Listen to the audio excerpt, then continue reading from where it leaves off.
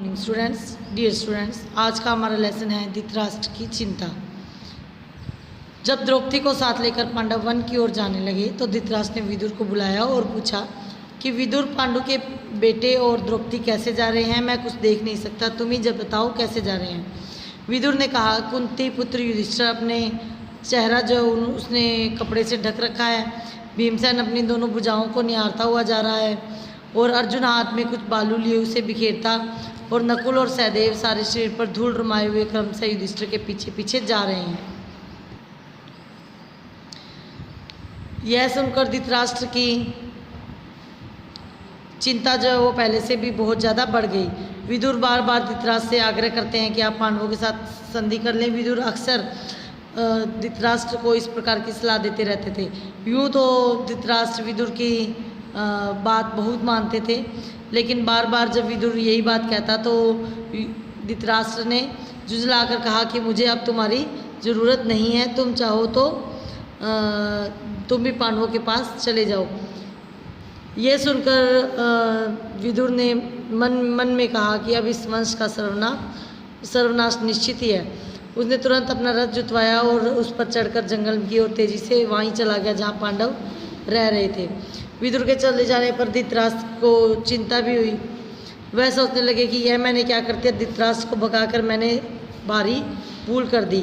यह सोचकर धृतराष्ट्र ने संजय को बुलाया और कहा कि संजय, मैंने अपने विदुर को बहुत बड़ा भला बुरा कह दिया है।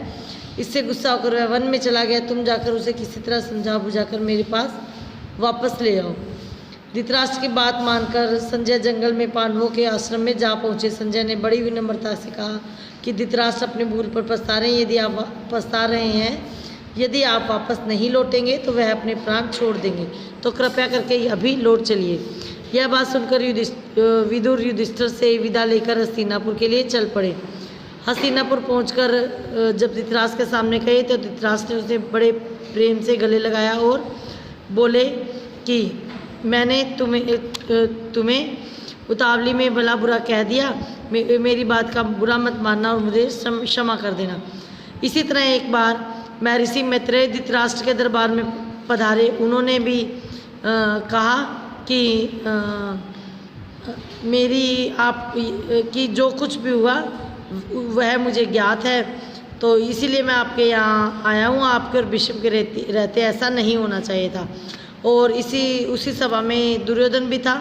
तो मुनि ने उसकी ओर कहा कि राजकुमार, तुम्हारी भलाई के लिए कहता हूँ, पांडवों को धोखा देने का विचार छोड़ दो, उनसे वैर मोल न लो, उनके साथ संधि कर लो, इसी में तुम्हारी भलाई है।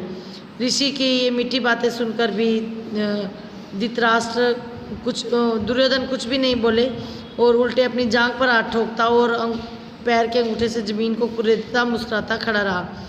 दुर्योधन की ढिठाई को देखकर महर्षि बड़े क्रोधित हुए। उन्होंने कहा, दुर्योधन, याद रखो, तुम्हें अपने घमंड का फल अवश्य मिलेगा।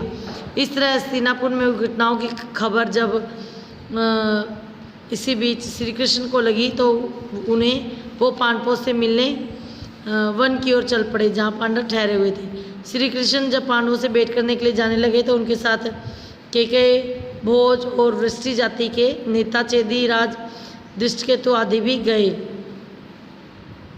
इन लोगों का पांडवों के साथ बड़ा प्रेम संबंध था और वो उनको बड़ी श्रद्धा से देखते थे। द्रौपदी श्री कृष्ण से मिली और उनको देखते ही उसकी आंखों से आंसुओं की धारा बह निकली और उसने कहा कि इस तरह अपमानित होने के बाद मेरा जीना बेकार है, मेरा अब कोई नहीं रहा। तो श्री कृष्ण ने उसे धीरज बंधाते हुए चुप करवाया और कहा कि बहन द्रौपदी, जिन्होंने तुम्हारा अपमान किया है उन सबकी लाशें युद्ध के मैदान में खून से लथपथ पड़ी मिलेंगी। तुम दुखी मत हो, मैं वचन देता हूँ कि पांडवों की हर प्रकार से सहायता करूँगा और यह भी निश्चित मानो कि तुम सम्राज्ञी के पद को फिर से सुशोभित करोगी। धृष्टद्युम्न ने भी अपनी बहन को सांत्वना दी और कहा कि कृष्ण की प्रतिज्ञा जो वो अवश्य ही पूरी होगी।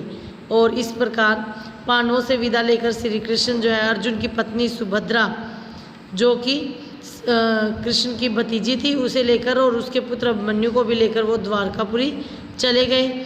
और दूसरी तरफ धृष्टद्युम्न है वो भी अपने भांजों को लेकर यानी द्रौपदी के पुत्रों को लेकर पांचाल देश की ओर चले गए।